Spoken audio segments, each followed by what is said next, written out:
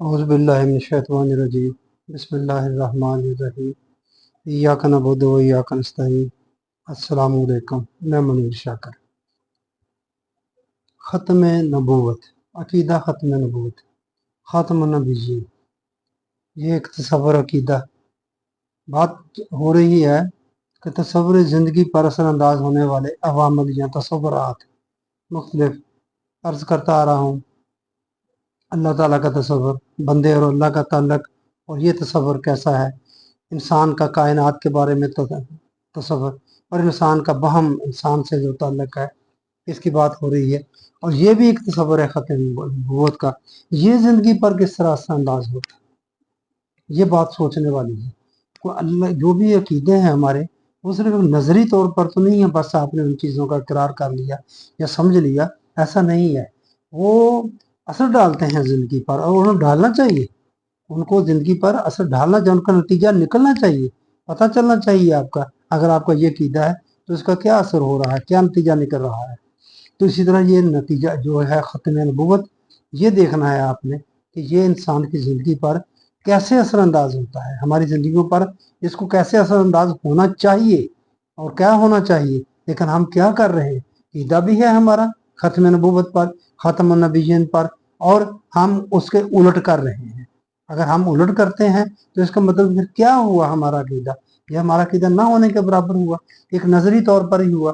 ایسے جیسے میں دوسرے اخلاقی اقدار کی بات کرتا آ رہا ہوں، اگر ہندوؤں میں ہے، ان میں اگر وہ کہتے ہیں کہ مساوات ہونی چاہیے، تو کیا مساوات ہونی چاہیے ان کی اس بات کہی ہوئی بات کا کیا کوئی نتیجہ ہے کہ جس طرح انہوں نے ذات پات بنائی ہوئی ہیں ساری، اور ہم نے بھی ایسی بنائی ہوئی ہیں۔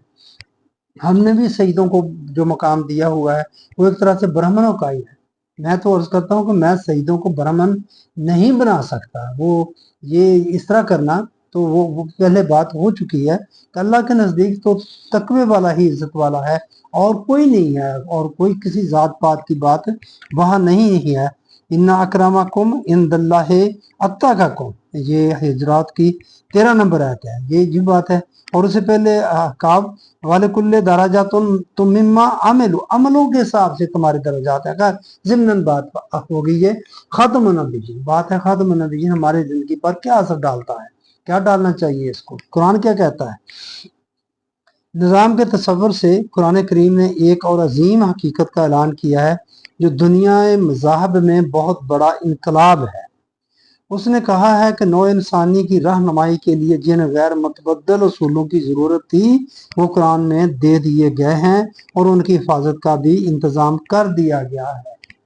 اب انسان یا انسانیت بچپن میں نہیں ہے، بچپنا نہیں ہے، طفلیت میں نہیں ہے، یہ بالغ ہو گئی ہے، اور اس کو جو اصول اس کے آگے چلنے کے لیے دینے تھے وہ دے دیے ہیں، مکمل ہو گئے ہیں قرآن کریم میں، اور وہ غیر متبدل ہیں، ان کو کوئی تبدیل نہیں کر سکتا اب، اور ان کی حفاظت کا ذمہ بھی خود لے لیا ہے۔ پہلے انبیاء کرام کی کتابوں میں تحریف ہوگی، لوگوں نے کر دی، اب نہیں کر سکتے۔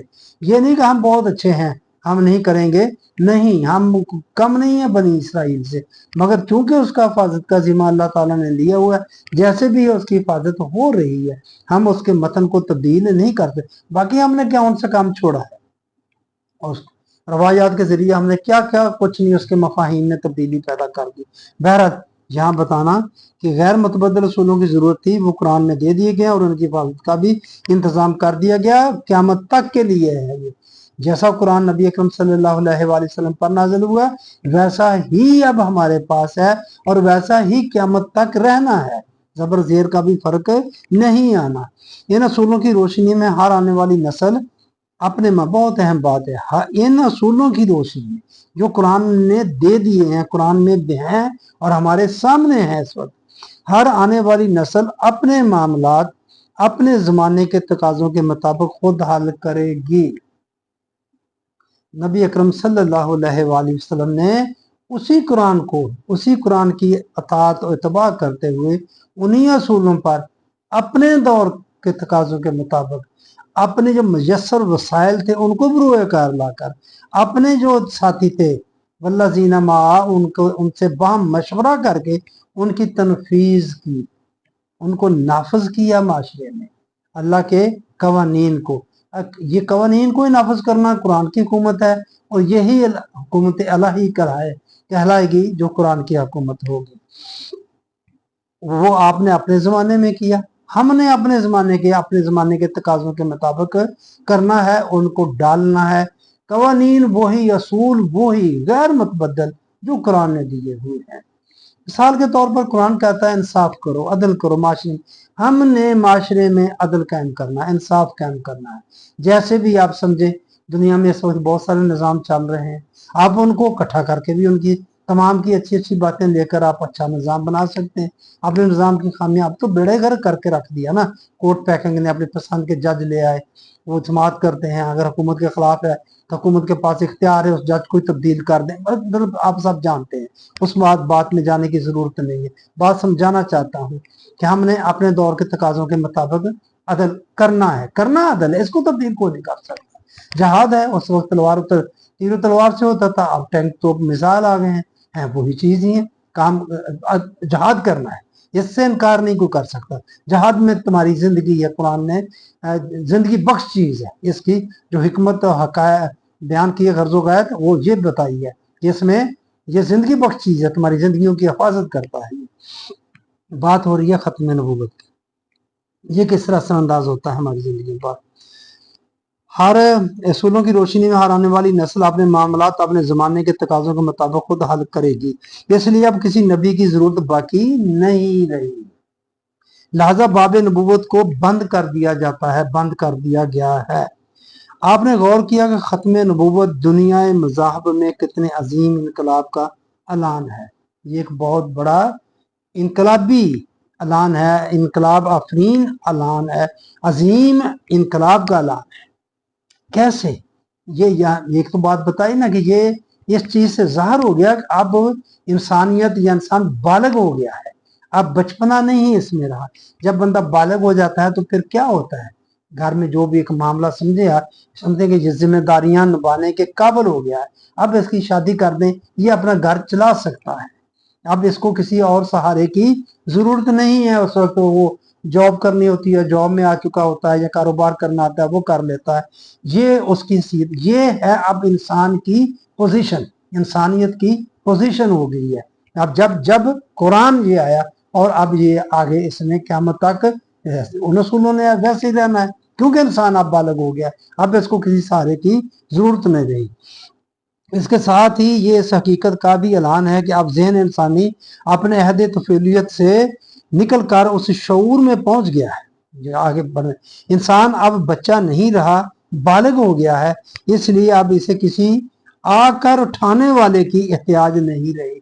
जिस तरह बच्चे को जरूरत होती है, उसकी उंगली पकड़े वो खड़ा हो जाता है, फिर उंगली पकड़े तो आस्ता आस्ता वो चलना शुरू कर देता है, लेकिन अब इस हद तक पहुंच जाए फिर बड़ा हो जाता है। जैसे मैंने बताया आपको, तो वो जिम्मेदारी संभालने के काबिल हो जाता है, घर वाले समझते हैं, तो बस फिर उसके आगे जो कुछ भी होता है आप जानते हैं।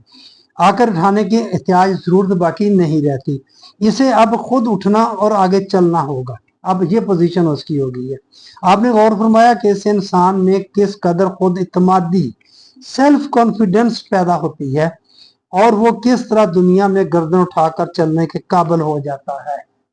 देख लें आपके सामने, ये चीज क्या पैदा करती है, कॉन्फिडेंस पैदा करती है। मैं हूं, मेरे बाजू में ये ताकत है, मैं ये कर सकता हूँ। वो लोग करता है, अपना घर चलाता है, लेकिन ज़ाहिर बचपन में तो नहीं ऐसा कर सकता था, वो चलाता है, ये है कॉन्फिडेंस। यहां मैं काम करने के बारे में अर्ज करूं, हम तो कहते हैं सारे काम अल्लाह ही करता है। जब हम ये कहेंगे तो क्या खा काम में कॉन्फिडेंस आएगा? जो भी आप काम करने लगेंगे उसमें भी करना तो अल्लाह नहीं है, फिर उसको अल्लाह को करवाने के लिए हमने खुद साख्ता बहुत सारे तरीके ढूंढ लिए हैं। नफल नवाफल हैं और तस्बीहात हैं, विरद वज़ाइफ हैं, वो अल्लाह ने करना है, फिर क्या कॉन्फिडेंस आएगा? अगर किसी बंदे में ये मैंने ही करना है, हमने ही ये सब कुछ करना है, तो फिर क्या कॉन्फिडेंस होगा? लेवल आप खुद चेक कर लें, आप खुद महसूस कर लेंगे, मुशाहिदा कर लें, आप देख लें आप में क्या है कि जब कोई काम हो बड़ा सामने आ जाए, ये भी हमने ही करना है, जैसे भी करना है, सबने करना है, मिलकर करना है, तो फिर करना है। फिर किस तरह के लेवल होगा? जब ज़हन में होगा यार ये करना तो अल्लाह नहीं है, तो फिर कैसा लेवल होगा? تو یہ یہاں بات سمجھنے والی ہے، جیسا کہ ہمارا عقیدہ ہے کہ اللہ ہی سارے کام کرتا ہے، وہ قادر مطلق ہے، پتہ بھی اس کی اجازت کے بغیر نہیں ہلتا، تو یہ اسی کے ہی سب کچھ کرنے والے، ہر کام کے لوازمات ہیں۔ یہاں دعاؤں کا سلسلہ بھی شروع ہو جاتا ہے۔ دعا کیا ہے؟ تمنا ہے، آرزو ہے، خواہش ہے، ارادہ ہے آپ کا کسی کام کرنے کے لیے، وہ جس کام کے کرنے کے لیے اس کے کچھ تقاضے اور لوازمات ہیں، وہ تقاضے اور لوازمات آپ نے پورے کر لیے، آپ کا کام ہو گیا۔ وہ کوئی مسلمان ہے، پاوے سکھ ہے، چاہے وہ یہودی ہے یا ہندو ہے، کوئی بھی ہے، اس نے وہ کام کے تقاضے پورے کر لیے۔ ایٹم بم بنانے کے تقاضے پورے کر لیے، آثار کے نے بنا لیے، میزائل بنانے کے تقاضے پورے کر لیے، میزائل بن گیا۔ وہاں کیا دعاؤں کی ضرورت ہے؟ کوئی کرائے ضرورت کہیں؟ وہ نشانے پر لگے جا کر، جتنا ایکوریٹ بنا ہوگا اس حساب سے وہ جا کر لگے گا، وہاں دعاؤں کی کیا ضرورت؟ تو یہ بات سمجھنے، دعا کا تصور بڑا ہی ایک بڑا گہرا ہے، اس کو سمجھنے کی ضرورت ہے۔ انشاءاللہ اس پر بات ہوتی رہے گی، کرتا رہوں گا۔ تو یہاں میں بات ختم نبوت کی، اور یہ کیا کرتا ہے؟ کانفیڈنس پیدا کرتا ہے۔ اب یہ کسی نبی نے نہیں آنا، کسی آنے والے نے نہیں آنا جس کا انتظار کر رہے ہیں، ہم نے ہی کرنا ہے دین کے حوالے سے جو کچھ بھی کرنا ہے۔ ہم کہتے ہیں نا کہ آئیں گے اور ہمارا دین، یہ غالب ہر ایک یہ کہہ رہا ہے، یہ عیسائی بھی کہہ رہے ہیں، یہودی بھی کہہ رہے ہیں، شاید ہندوؤں میں بھی کوئی ہو، لیکن ان کا نہیں پتا۔ یہ دو تو مذاہب کہہ رہے ہیں، اور ہم بھی کہہ رہے ہیں ساتھ کہ ہم نے عیسیٰ علیہ السلام چوتھے زمان پر بیٹھے ہیں، زندہ ہیں، اور انہوں نے آنا ہے، آ کر امتی بن کے آنا ہے۔ غور کی بحثیں شروع ہو جاتی ہیں کہ خاتم النبیین بھی ہم نے قائم رکھنا ہے، ختم نبوت بھی قائم رکھنی ہے، انہوں نے امتی بن کے آنا ہے، کوئی نبی، اس کو ہم امتی خود ہی بنائے جا رہے ہیں، نبوت سے نکال رہے ہیں اور امتی بنا رہے ہیں۔ یہ ہمارا خود ساختہ ہے نا کہ ہم کسی نبی کو نبی اس وقت تک نبی رکھیں، دوبارہ وہ آئے گا تو امتی ہو جائے گا، یعنی کہ ہم نبوت سے اس کو ہم نے خارج کر دی۔ جو خالصتاً اللہ کا دیا ہوا عہدہ ہے، یہ اللہ کی دی ہوئی ودیت کی ہوئی چیز ہے، کسی نبی کو جو ہے نا، اس میں کسب کا کوئی تعلق نہیں، وہ بھی اللہ تعالیٰ کی طرف سے ودیت کی ہوئی چیز ہے، اور ہم کہتے ہیں کہ نہیں، اس نے دیکھ لیں ہمارا ختم نبوت کو بھی قائم رکھنا ہے، اور دوسری طرف ہم کیا کر رہے ہیں؟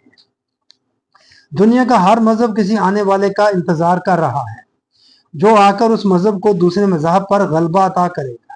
وہی بات جو میں نے عرض کر دی ہے، قرآن نے اس تصور کی تردید کر کے کہہ دیا کہ ہم نے جو نظام زندگی تمہیں دیا ہے، اس میں یہ صلاحیت موجود ہے، اس میں یہ طاقت موجود ہے کہ یہ دنیا کے تمام نظام ہائے زندگی پر غالب آ جائے۔ اس کے اندر وہ چیز ہے، وہ ڈھونڈیں آپ نظام کو، ہمارے پاس تو وہ چیز ہے ہی نہیں، آنے ہی نہیں دیا جاتا اس طرف۔